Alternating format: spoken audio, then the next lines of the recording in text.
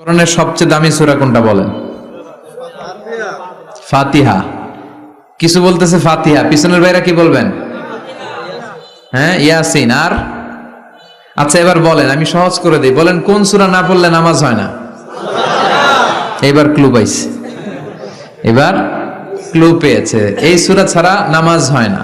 আমি যদি পড়াই হবে না, এই মসজিদের ইমাম সাহেব পড়াইলে হবে না, কিন্তু বাইতুল মুকাররমের খতিব পড়াইলে আবার হবে। হবে না? শাইখ আব্দুর রহমান সুদাইস পড়ালে তো হবেই। খাইছে কত বড় মুফতি দেখছেন, ফতোয়া দিয়ে দিচ্ছে জি না, আসলেই হবে না। কারণ এটা এমন সূরা, এই সূরা না পড়লে নামাজ হয় না। বিশ্বনবী বুখারীর বর্ণনায় বলেছেন আ'যামুস সুওয়ার ফিল কোরআন, কোরআনের সবচেয়ে দামি সূরা। এটা আমার বানানো কথা না, সবচেয়ে দামি সূরা। এই সূরার মতো সূরা কোরআনে তো নাই, তাওরাতের ভেতরেও নাই, ইনজিলের ভেতরেও নাই, জাবুরের ভেতরেও নাই। 60টা মাত্র আয়াত। কয়টা? কার কার মুখস্থ নাই হাত তোলেন। সূরা ফাতিহা মুখস্থ নাই কার কার? হাত তোলেন। হিন্দু ভাই নাই কেউ? আমাদের অনেক মাহফিলে হিন্দুরা আসে, হিন্দুদেরও মুখস্থ। সুবহানাল্লাহ কইবেন না? আমি একবার লঞ্চের ভেতরে তুফানে পড়ছিলাম, তো লঞ্চ ডুবে যাবে তুফানের ধাক্কায়। তো দেখলাম লঞ্চের ভেতরে শুধু মুসলমানরাই জিকির করে না, হিন্দুরাও জিকির করে। তুফান থেমে যায়, জিকিরও থেমে যায়। কত বড় ডাকাত! তুফান শুরু, জিকিরও। সবার মুখে এক চিৎকার, বাঁচাও। আমি বললাম কে বাঁচাবে? কে? হুজুর আমনে। ভাবছে আমি দোয়া কালাম পড়লে বেঁচে যাবে, তো আমি বললাম আমি যে বাঁচাবো, আমারে বাঁচাবে কে? মনে রাখবেন, কেউ বাঁচাতে পারে না, একজন ছাড়া। চিৎকার করে বলতে হবে তিনি কে। কোরআনের সবচেয়ে দামি সূরার নাম সবাই বলেন। এই সূরাতুল ফাতিহার মাত্র 7টা আয়াত। কয়টা আয়াত? এই 7টা আয়াত নিয়ে কয়েক মিনিট একটু আল্লাহর রাস্তায় কুরবানি করা যাবে না? কান দুইটা খরগোশের মতো খাড়া করেন। খরগোশ কান খাড়া করে শুনে, এজন্য খুব পিন ড্রপ সাইলেন্ট, পিন পতন নীরবতাও খরগোশ কান দিয়ে শুনতে পায়। এই সূরাটা হচ্ছে আউয়ালুস সূরা নাযালা কামিলান মিনাল কোরআন, কোরআনের সর্বপ্রথম নাজিল হওয়া পূর্ণাঙ্গ সূরা। এই সূরার আগে কোন সূরা পূর্ণাঙ্গ একসাথে নাজিল হয় নাই। কোন সূরার 5 আয়াত, 10 আয়াত, 20 আয়াত। আপনারা যে এখন সুন্দর কোরআন দেখতেছেন, বিশ্বনবীর সময় কি এই কোরআন ছিল? না। 23 বছরের লম্বা জিন্দেগিতে বিশ্বনবীর কাছে এই কোরআন নাজিল হয়েছে।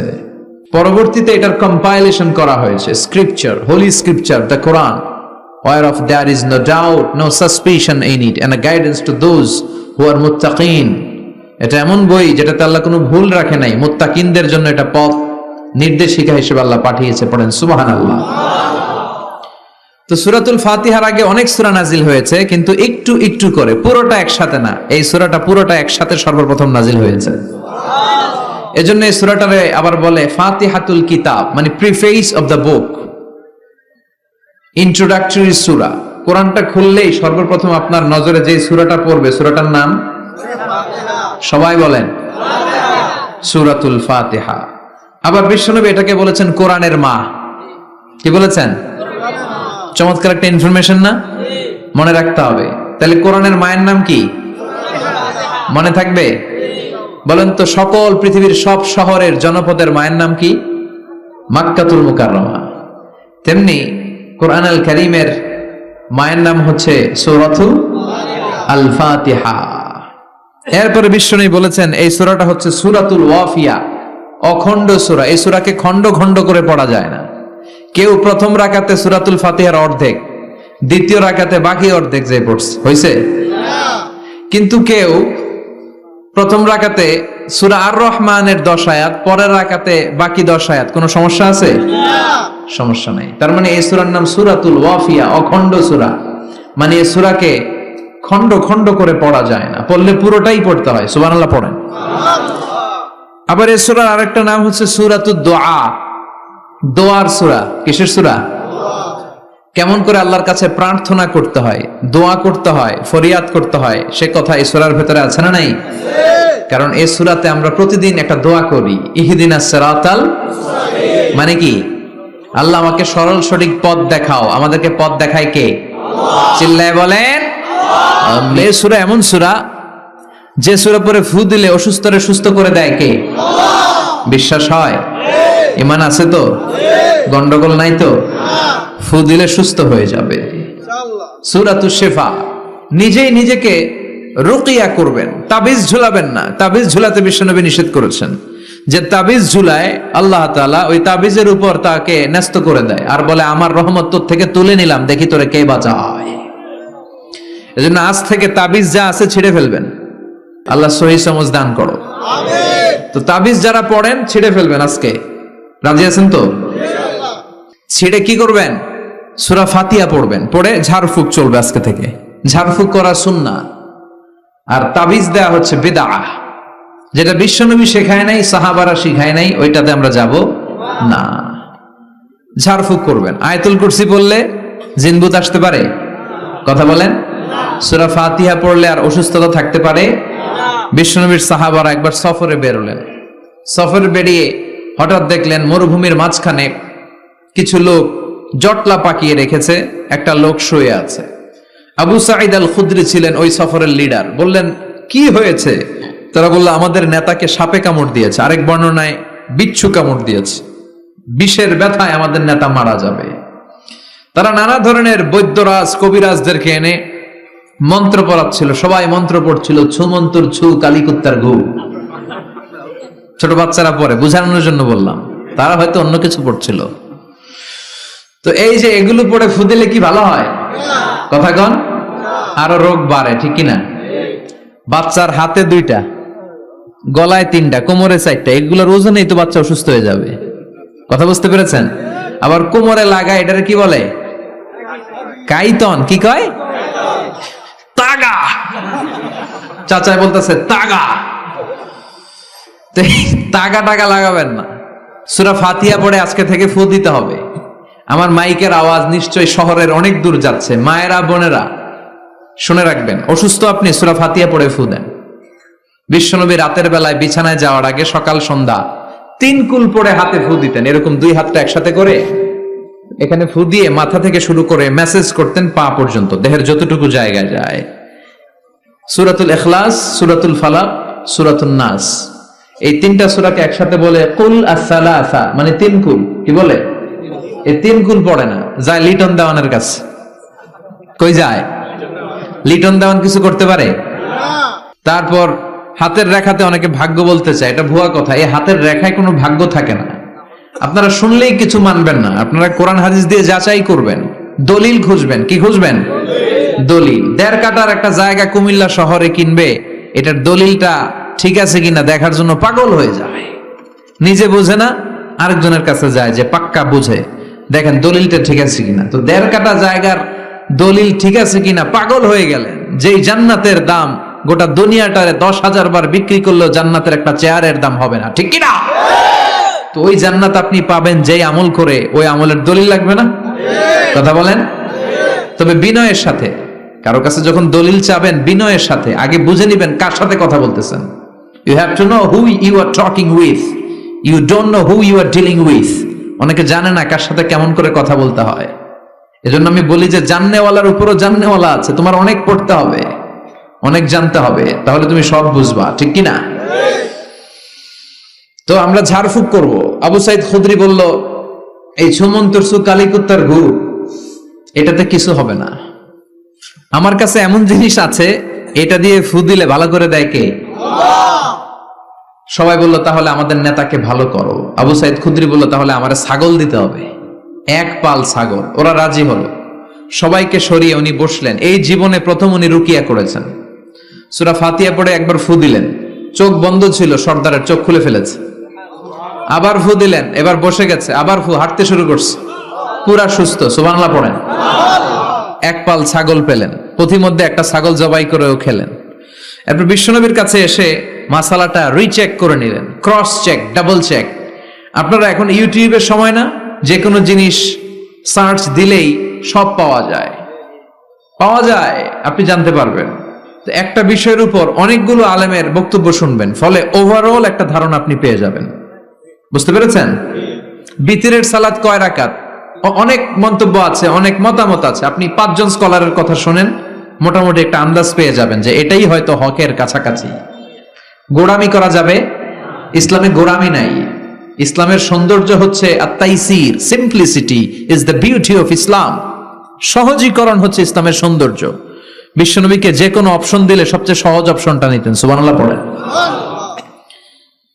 বিশ্বনবীর কাছে এসে বললেন, ইয়া রাসূলুল্লাহ, সূরা ফাতিহা দিয়ে ঝাড়ফুঁক করে এক বর্ণনায় 100টা, আরেক বর্ণনায় 30টা ছাগল আমরা পেয়েছি। পথিমধ্যে একটা ছাগল জবাই করে আমরা খেয়েছি। এই যে কোরআন দিয়ে ফু দিয়ে আমরা ছাগল আনলাম, খাইলাম, এই ছাগল নেয়াটা জায়েজ হয়েছে কিনা বলেন। মাসালা ক্রস চেক করতে আসছে, ডবল চেক, দেখে বিশ্বনবী কি বলে। বিশ্বনবী বলেন জায়েজ হয়েছে মানে কোরআনের দাম বাড়ায় দিয়ে আসছিস বেটা। আল্লাহু আকবার। কোরআনের দাম তোমরা বাড়িয়ে দিয়ে এসেছো। 30টা বা 100টা ছাগল যাই পাইছো তোমরা, ভাগ বটোয়ার পরে 2-1টা থাকলে আমারও দিও। তো এটাকে বলে সূরাতুশ শিফা। কোরআনের ভেতরে শিফা দিয়েছে কে?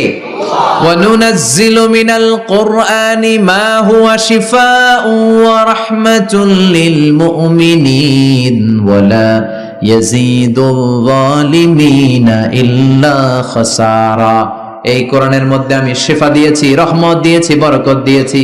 মুমিনদের জন্য কোরআনকে শিফা বানিয়েছে কে? সূরাতুশ শিফা মনে থাকবে? এই যে পীর সাহেব হুজুরের কাছে যে আসেন ফু দেওয়ার জন্য, যে হুজুর ফু দেন, হুজুর কি পড়ে ফু দেয় জানেন? আজকে গোমর ফাঁস করে দিয়ে যায় হুজুরের, সূরাতুল ফাতিহা পড়ে ফু দেয়। হুজুরের কাছেও আইসেন, আপনারাও ফু দিন, নিজেরাও দিবেন। সবসময় যে হুজুরের কাছ থেকে নিতে হবে তা না, আব্বা আম্মার কাছ থেকে নিবেন। আব্বার কাছ থেকে নিলে এটা সবচেয়ে দামি ফু, ঠিক কিনা? 2 গ্লাসে পানি, উনি কিন্তু আমার আব্বা, জানেন? এজন্য আব্বা আম্মার কাছ থেকে দোয়া চাইতে হবে। 2 গ্লাসে পানি। পৃথিবীর সবগুলা পীর সাহেবরে বললাম, হুজুর এই গ্লাসে একটু ফু দেন। হুজুর আমার ফু দিয়ে দিল। আমার আব্বা, উনি আরেক গ্লাসের পানির মধ্যে ফু দিয়ে দিল। মুহূর্তের মধ্যে আমার আব্বার ফুটা কাজে লেগে যাবে। গোটা পৃথিবীর পীর সাহেব একদিকে, বাবা মার দোয়া আর ফু আরেক দিকে, ঠিক কিনা? তো এই জন্য সূরাতুল ফাতিহার এক নাম হচ্ছে সূরাতুশ শিফা। কি নাম? সূরাতুশ শিফা। আবার এই সূরার আরেক নাম হচ্ছে সাবউল মাসানি, নিত্য পাঠনীয় সপ্তবাক্য। নিত্য পাঠনীয় সপ্তবাক্য, যেই সূরাটা প্রতিদিন পড়া হয়। রব্বুল আলামিন বলেন, ওয়ালাকাদ আতাইনাকা সাবআম মিনাল মাসানি ওয়াল কুরআনাল আযীম। ও নবী, আমি আপনাকে নিত্য পাঠনীয় 7টা বাক্য দান করেছি, সাথে সাথে কোরআনে আজিম দান করেছি। সুবহানাল্লাহ। নিত্য পাঠনীয় 7টা বাক্য, এমন 7টা বাক্য এই সূরাতুল ফাতিহা, যে 7টা বাক্য সব সময় পড়তে হয়। যারা প্রতিদিন নামাজ পড়ে, শুধু ফরজ নামাজ পড়ে, তার 17 বার পড়তে হয় এই সূরাটা। সুবহানাল্লাহ মাহফিলের পরে।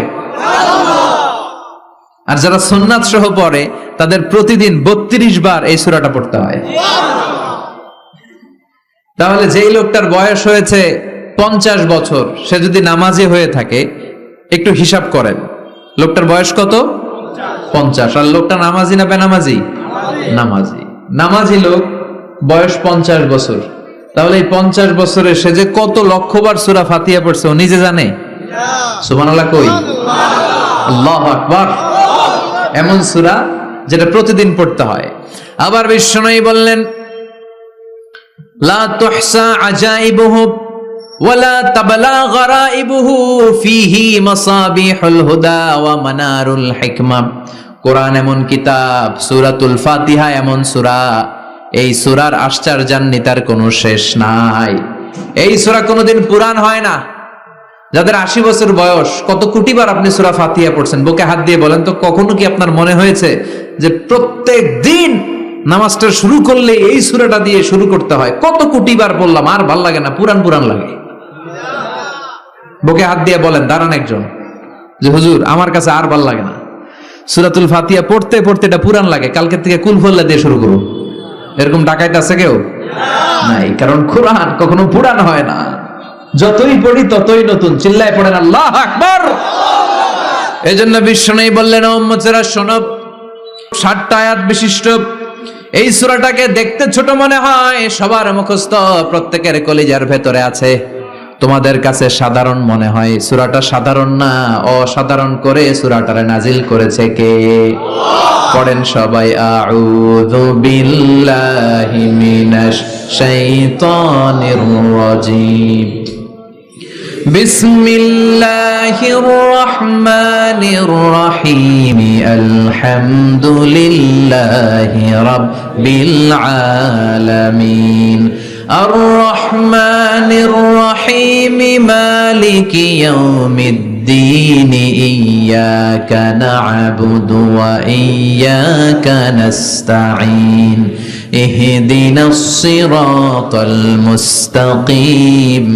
সিরাতাল্লাযীনা আন'আমতা আলাইহিম গায়রিল মাগদুবি আলাইহিম ওয়ালাদ-দাল্লিন। চিল্লায়ে পড়েন আমিন। আরো জোরে আমিন। আপনাদের মনোযোগ আছে না গেছে? কষ্ট হচ্ছে? কি বলেন? আমার তো কষ্ট হচ্ছে। রাত বাজে 12টা 5, এখনো আপনাদের ধৈর্যচ্যুতি হয় নাই? কফি খেয়ে আসছেন বোধহয়। কি কফি খাইছেন বলেন? নেসক্যাফে, এসপ্রেসো, মোকা, লাটে, ওল্ড টাউন কফি, স্টারবাকস, এগুলো খেয়ে আসছেন? কষ্ট হচ্ছে না তো? ফজর পড়তে কষ্ট হবে তো আপনাদের? শুনবেন আরো 2-1 মিনিট? কতক্ষণ শুনবেন?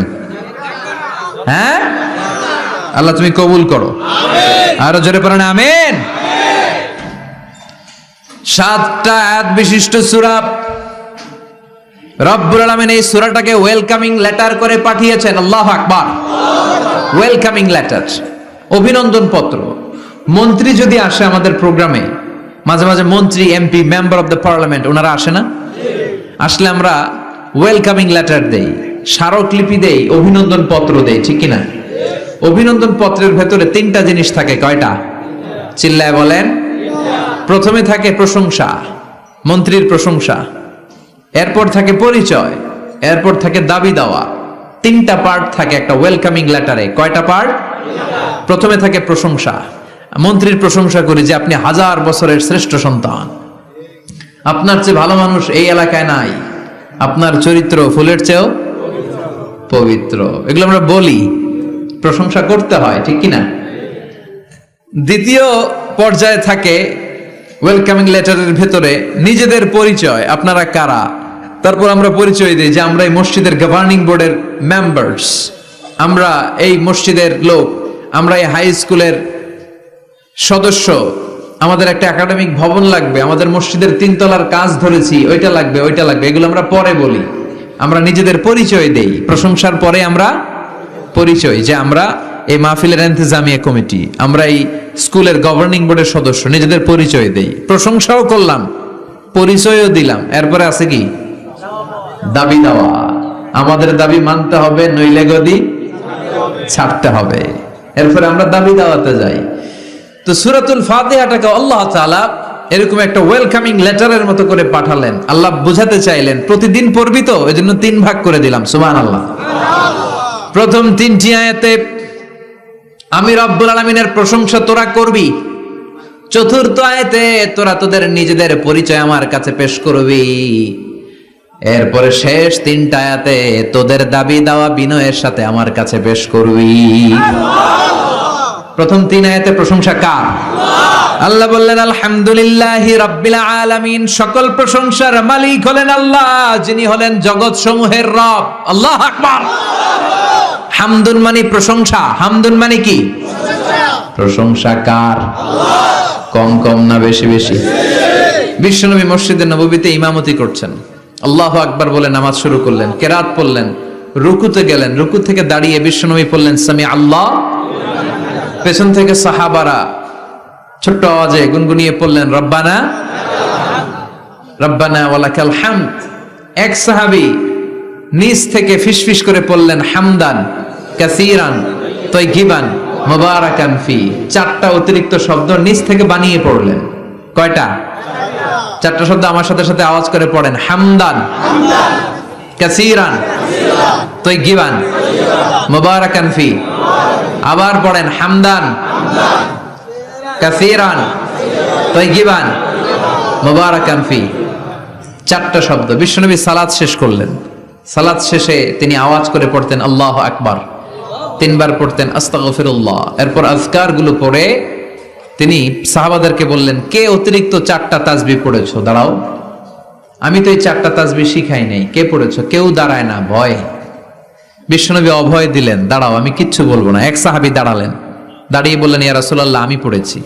বিশ্বনবী বললেন কেন পড়েছো? এই হামদান কাসীরান তাইয়িবান মুবারাকান ফি, এই চারটা তাসবিহ তো আমি শিখাই নাই, পেলে কোত্থেকে? সাহাবী বলে ইয়া রাসূলুল্লাহ ইয়া হাবিবাল্লাহ, আল্লাহর তাসবিহ যখন আমি পড়ি, আল্লাহর জিকির যখন আমি পড়ি, কম কম পড়লে আমার পোষায় না, আমার পড়তে হয় বেশি বেশি।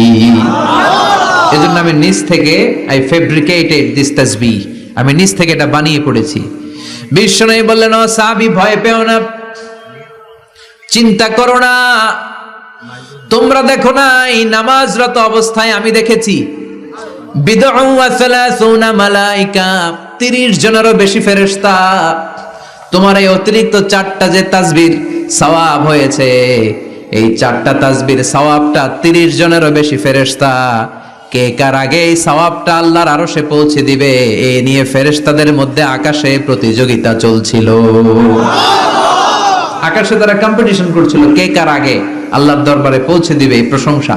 এজন্য আল্লাহর প্রশংসা কম কম না বেশি বেশি? আল্লাহর প্রশংসা করে আমরা শেষ করতে পারবো? সাগরের জলকে কালি করে, গাছের পাতাকে খাতা করে, তোমার মহিমা লেখা শেষ হবে না, যদিও লিখি প্রভু জীবন ভরে।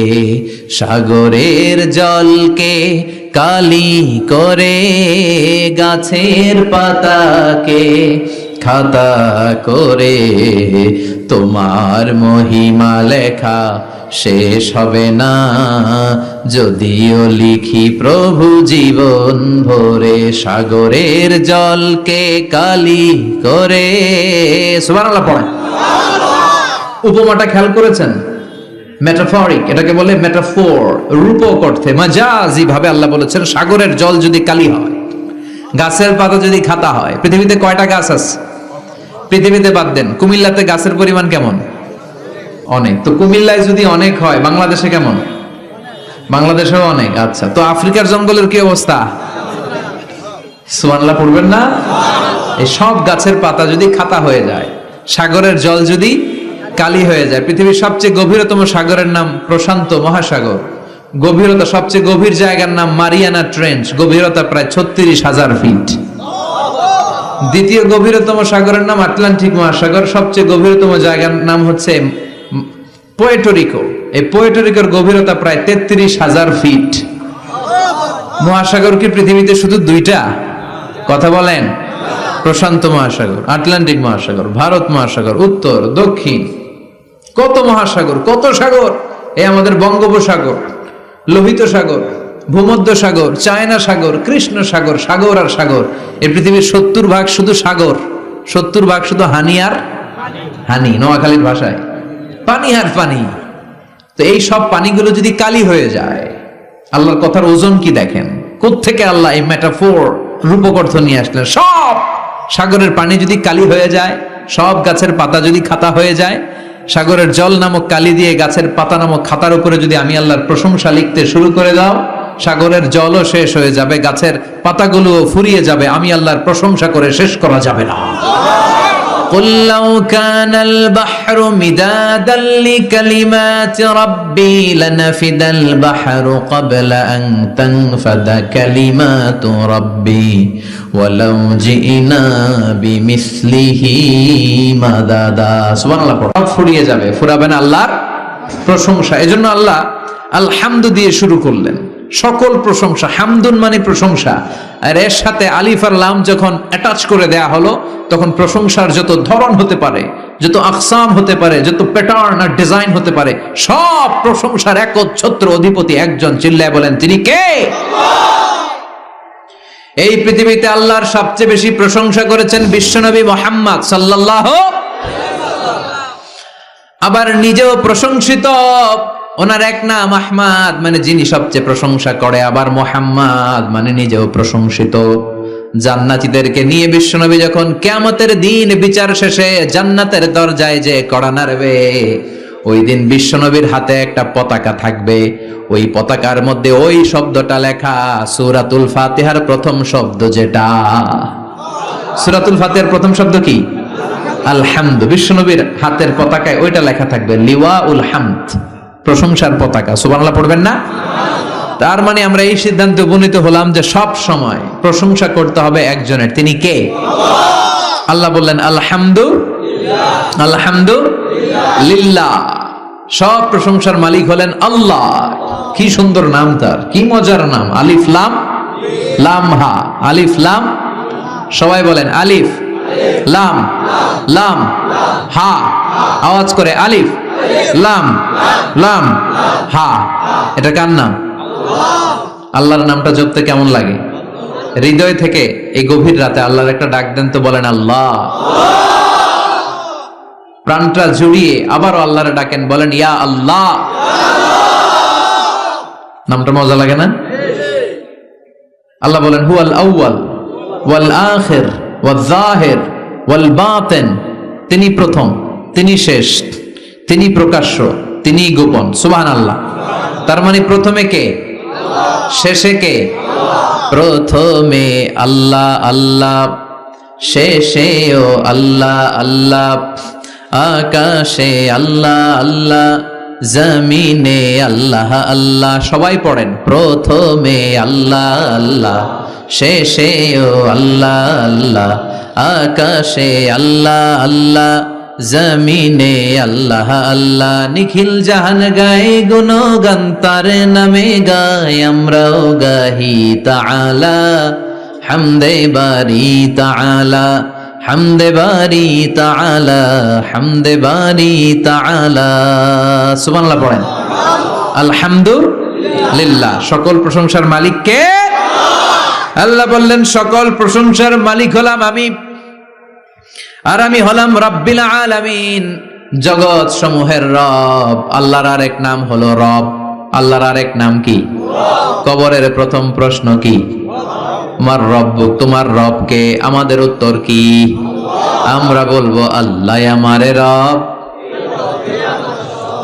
আল্লাহ আমারে রব, দমে দমে তনু মনে তারি অনুভব। আল্লাহ আমারে রব, তোমার দুনিয়াতে আমি যেদিকে তাকাই, অথই নিয়ামতে ডুবে আছি সবাই। পাখ পাখালির গানে শুনি তাসবিহ কলরব, তাসবিহ কলরব।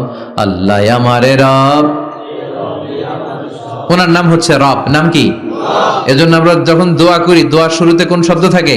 রব। রব্বানা যালামনা আনফুসানা ওয়া ইল্লাম তাগফির লানা ওয়া তারহামনা লানাকুনান্না মিনাল খাসিরিন। রব্বানা আতিনা ফিদ দুনিয়া হাসানাতাও ওয়া ফিল আখিরাতি হাসানাতাও ওয়া কিনা আযাবান নার। মুসা আলাইহিস সালামের জিহ্বা দিয়ে কথা বের হয় না, উনি দোয়া করলেন রব্বিশ রাহলি সাদরি ওয়া ইয়াসসিরলি আমরি। তার মানে সব দোয়ার শুরুতে কার নাম? আল্লাহ। আবার যখন আমরা রুকুতে যাই আমরা পড়ি সুবহানা রাব্বিয়াল, আবার যখন আমরা সেজদায় ঢলে পড়ি আমরা পড়ি সুবহানা রাব্বিয়াল আ'লা। চিল্লায় এখন ঠিক কিনা? রব মানে হচ্ছে সাস্টেইনার, বিধানদাতা, রিজিক দাতা, পালন কর্তা। আল্লাহর একটা নাম হচ্ছে রব। আমাদের রব কে? আল্লাহ। রব কারে বলে একটু সহজে আজকে বুঝিয়ে দিয়ে যাই। রব হচ্ছে যার যখন যেটা যতটুকু দরকার তাকে তখন সেটা ততটুকু যিনি চাওয়ার আগেই দিয়ে দেয়, তার নাম রব। বুঝতে পেরেছেন? সহজ হয়েছে না কথাটা? যার যখন যেটা যতটুকু দরকার তাকে তখন সেটা ঠিক ততটুকু যিনি ফরিয়াদ করার আগেই পৌঁছে দেয়, তার নাম রব। আমাদের যখন যেটা লাগে ব্যবস্থা করে কে? মায়ের পেটে 8 মাস ছিলাম, 9 মাস ছিলাম, 10 মাস ছিলাম, এই 8 মাস 9 মাস আমারে খাবার দিল কে? পানি দিল কে? অক্সিজেন দিল কে? চাইছিলেন? মায়ের পেটে চাইছিলেন না আল্লাহর কাছে যে আল্লাহ ঠিক মতো দিও, টাইমলি খাবার পাঠায় দিও? চাইছিলেন? চাওয়ার আগে যার যা লাগে কে দেয়? তাকে বলে রব। আবার মায়ের পেট থেকে দুনিয়ায় আসলেন, আমার মায়ের জরায়ুর সাথে আমার নাড়ের একটা কানেকশন, একটা লাইন, ওই লাইন দিয়ে আল্লাহ 9 মাস যাবত আমারে পানি দিলেন, খাবার দিলেন, অক্সিজেন দিলেন। সঙ্গত কারণেই দুনিয়াতে আসলে দুনিয়ার মানুষ ওই লাইনটা কেটে দেয় নাকি রেখে দেয়? কেটে দেয়। কেটে দিলে বাচ্চা প্রথম চিৎকারটা দেয়, মানব শিশু প্রথম চিৎকার হাঁকে পৃথিবীতে, ওয়া ওয়া। আমরা শুনি ওয়া, আসলে আল্লাহরে ডাক দেয়। আল্লাহরে ডেকে বলে, মাবুদ, খাবারের, অক্সিজেনের আর পানির একটা মাত্র লাইন ছিল, চিল্লায় বলেন কয়টা? দেখো দুনিয়ার মানুষ কত নিষ্ঠুর। আসার সাথে সাথেই কারোর সাথে আমার শত্রুতা নাই, জমি নিয়ে মারামারি নাই, কিলাকিলি নাই, একটা মাত্র খাবারের লাইন দিয়ে 10 মাস বেঁচেছিলাম। মানুষগুলো নিষ্ঠুর, খাবারের একটা লাইন কেটে দিল, এখন খাবো কি? আল্লাহ বলেন, গোলাম, যে আল্লাহ 10 মাস ধরে মায়ের পেটে খাওয়ালাম, ওই আল্লাহ এখনো আছি না নাই? একটা লাইন ছিল মায়ের নাড়ের ভেতরে, খাবারের একটা লাইন, চিন্তা নাই, কষ্ট নাই, দুঃখ নাই। একটা খাবারের লাইনের বদলে আজ থেকে তোর মায়ের বুকের ভেতরে খাবারের 2টা লাইনের ব্যবস্থা করে দিলাম। চাইছিলেন যে আল্লাহ আসার সাথেই তো আমার লাইন কেটে দিবে, খানা কিন্তু রেডি দেখেন আল্লাহ? চাইছিলেন না সবাই? চাওয়ার আগেই যার যা লাগে যিনি দিয়ে দেয় তার নাম তাফসীর। বুঝতে পারছেন? এরপরে মায়ের দুধ খেতে লাগলাম। মায়েরা গভীর রাত মাইকের সাউন্ড যাদের কানে যায়, বুকের দুধ খাওয়াবেন ছেলে মেয়েদেরকে। বাচ্চা ডেলিভারি হওয়ার পরেই মায়ের বুকে যে দুধটা, সেটার বলে শাল দুধ। এটা আল্লাহর পক্ষ থেকে বাচ্চার জন্য প্রাকৃতিক টিকা। সুবহানাল্লাহ কবেন না? আমরা হসপিটালে যে টিকা দেই 5টা 7টা, প্রথম টিকাটা আল্লাহ ফ্রি দিয়ে দিছে। বাচ্চাদের গ্রোথ হবে না যদি না খাওয়ান। খাওয়াবেন, সব মায়েরা খাওয়াবেন। ওয়াল ওয়ালিদাতু ইউরদি'না আওলাদাহুন্না হাওলাইনি কামিলাইন, 2 বছর খাওয়াবেন। যারা বৃদ্ধাশ্রমে থাকতে চান না তারা খাওয়াবেন, আর যারা ডানু খাওয়াবেন তাদের জায়গা হবে কি? ছেলখের কথা মা কেঁদে কেঁদে বলে, কোনো মা বাবার জন্য বৃদ্ধাশ্রমে থাকা না লাগে, ঠিক কিনা? তো বৃদ্ধাশ্রমে যারা থাকতে চান না তাদেরকে দুধ খাওয়াবেন, দেখবেন এই ছেলেগুলো এরকম ডাকাত হবে না। আল্লাহ তুমি বুঝার তৌফিক দাও। তার মানে মায়ের পেটে যখন ছিলাম খাবার দিল কে? দুনিয়াতে আসার পরে বুকের দুধের ব্যবস্থা করলো কে? আচ্ছা, মায়ের বুকের দুধ যখন আমরা খেতাম আমাদের দাঁত ছিল? ছিল না। তার মানে দাঁত দরকার নাই, দেয়ও নাই। বয়স আমার 1 বছর 2 বছর যখন হইতে শুরু করলো, একটু বড় হয়েছে, এখন তো শুধু দুধে চলবে না, এখন মাছ খাইতে হবে, গোশ খাইতে হবে, কুরবানির হাড্ডি চাবাইতে হবে, কথা কন। তো এখন আমার দাঁতের দরকার আছে না নাই? দাঁত যখন দরকার ছিল না দেয় নাই, যখনই দরকার তখনই দিছে কে? আবেদন করছিলেন না অনলাইনে? কথা কন। অনলাইনে আবেদন করছিলাম তো আমরা, যে আল্লাহ বয়স যখন ঠিক এই পর্যায়ে চলে যাবে দাঁত দিও তুমি, দাঁত চাইছিলেন? চাওয়ার আগে যিনি দেয় তার নাম। দেখেন বাংলাদেশে ভাল্লুক, উল্লুক, বাঘ যেগুলো আছে এগুলোর গায়ের পশমগুলো পাতলা। এই বাঘই যেগুলো স্ক্যান্ডিনেভিয়ান কান্ট্রিগুলোতে, সাইবেরিয়াতে আছে, ডেনমার্কে আছে, সাইবেরিয়াতে, তারপর নরওয়েতে, অসলোতে যেই বাঘ ভাল্লুকগুলো আছে ওদের চামড়া ইয়া মোটা, মনে হয় যেন প্রাকৃতিক কম্বল দিয়ে আল্লাহ এই সিংহটারে তৈরি করছে। উট শুধু আরব দেশেই নাই, আরব দেশের উটের চামড়া বড় পাতলা, কিন্তু নরওয়ে আর স্ক্যান্ডিনেভিয়ান ওই বরফের এলাকাতে উট হয়, ওই উটের গায়ের মধ্যে ইয়া লম্বা লম্বা পশম।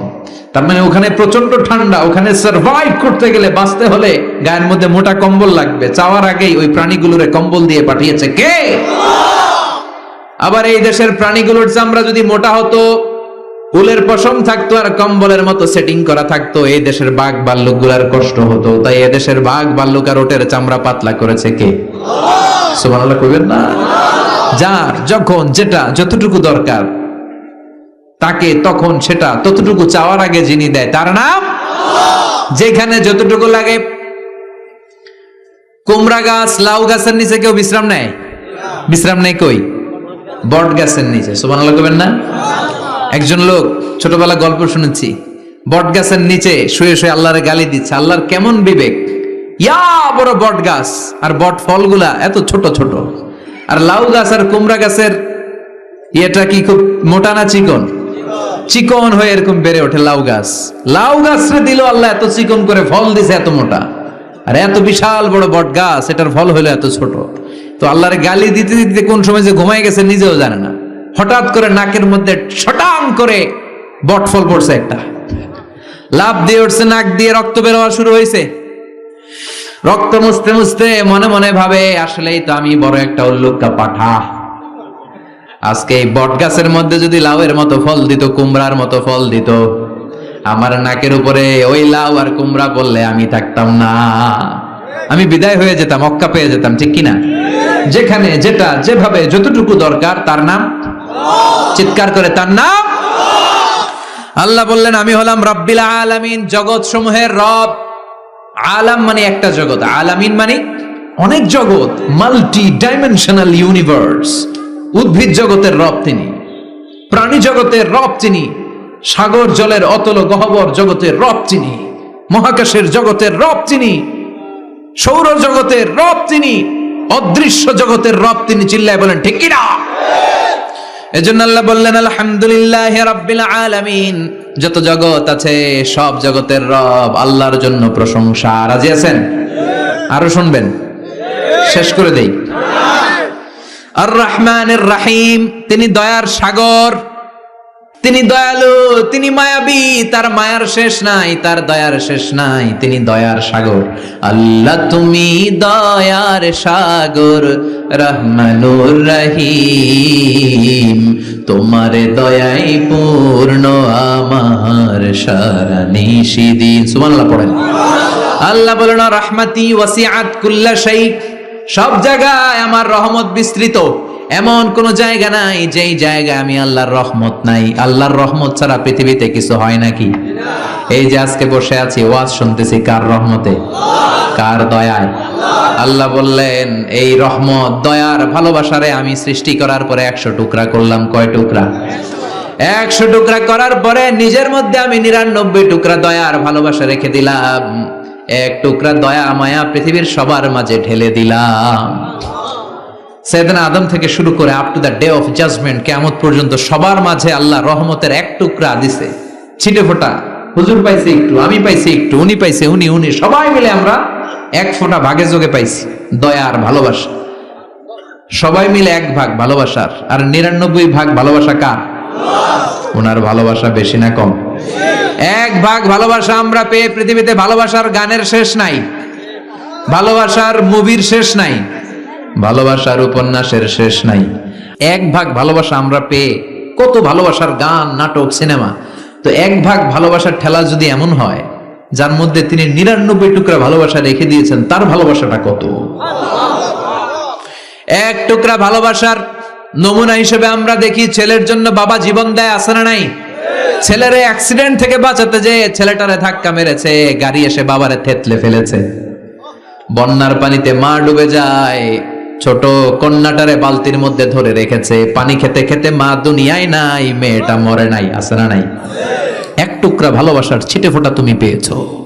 তার নমুনা যদি এমন হয়, 99 টুকরা ভালোবাসা নিয়ে যিনি আরশের উপরে আছে, তার দয়া কত?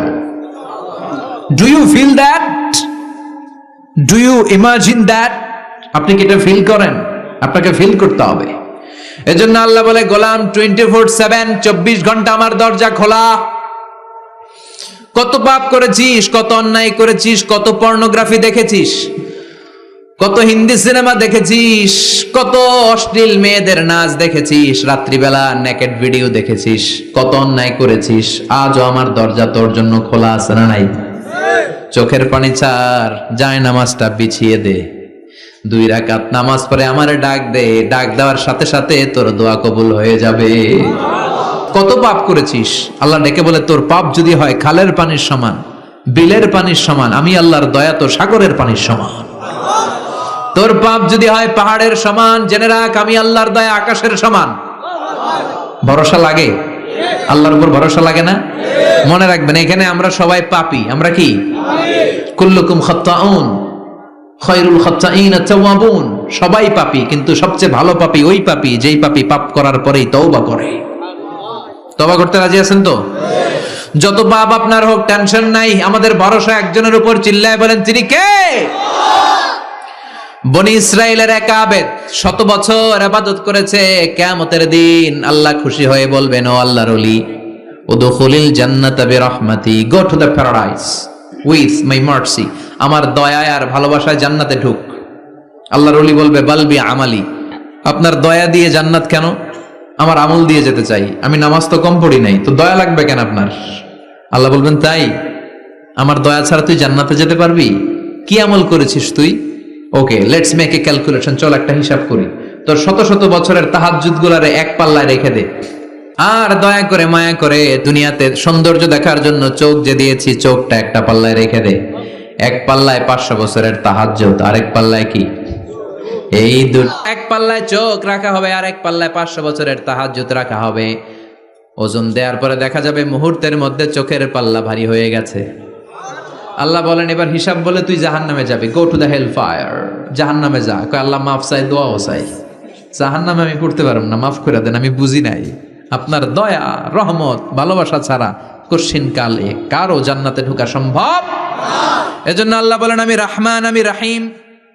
এরপর আল্লাহ বললেন, মালিক ইয়াউমিদ্দিন, আমি হলাম বিচার দিবসের মালিক। কোন দিবসের মালিক?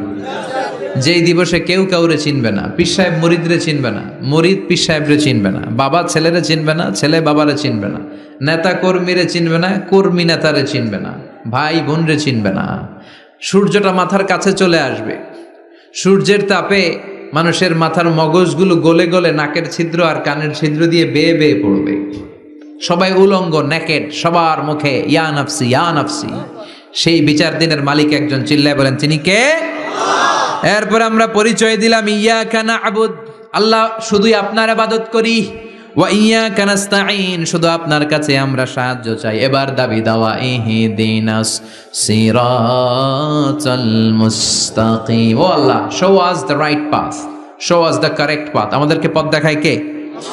এরপর আল্লাহরে বললাম, আল্লাহ সিরাতাল্লাযীনা আন'আমতা আলাইহিম, ওই শ্রেণীর পথ দেখান যে শ্রেণীর উপরে আপনি নিয়ামত বর্ষণ করেছেন। এই শ্রেণী হলো 4 শ্রেণী। চিল্লায় বলেন, কয় শ্রেণী? আওয়াজ করে বলেন। 1 নম্বরে নাবিগিন, সিদ্দিকিন, শুহাদা, সালিহিন। বলেন, নাবিন, সিদ্দিকিন, শুহাদা, সালিহিন। নবীরা যাদের কাছে ওহী আসতো ওনারা মাসুম। সিদ্দিক হচ্ছে সত্যের ব্যাপারে আপোষহীন, তাদের লিডার হচ্ছে আবু বকর সিদ্দিক। শুহাদা, আল্লাহর জমিন, আল্লাহর দ্বীনকে বাস্তবায়নের জন্য তাজা রক্ত ঢেলে যারা শহীদ হয়েছে, ঠিক কি না?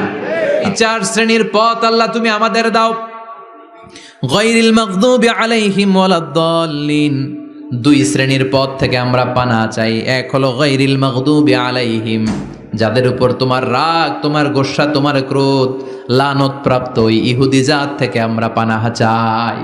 ওয়ালাদ-দাল্লিন, ভ্রষ্ট যারা, নাসারা। সব মুফাসসিররা একমত যে আল মুরাদু বি আল মাগদুবি আলাইহিম আল ইয়াহুদ ওয়াল মুরাদু বিদ-দাল্লিন আন-নাসারা। সব মুফাসসিররা পৃথিবীতে একমত যে মাগদুব আলাইহিম দ্বারা বোঝানো হয়েছে ইহুদিদেরকে। পৃথিবীর সবচাইতে টেরা জাতি, নিজেদের 70,000 নবীকে নিজেরা জবাই করেছে।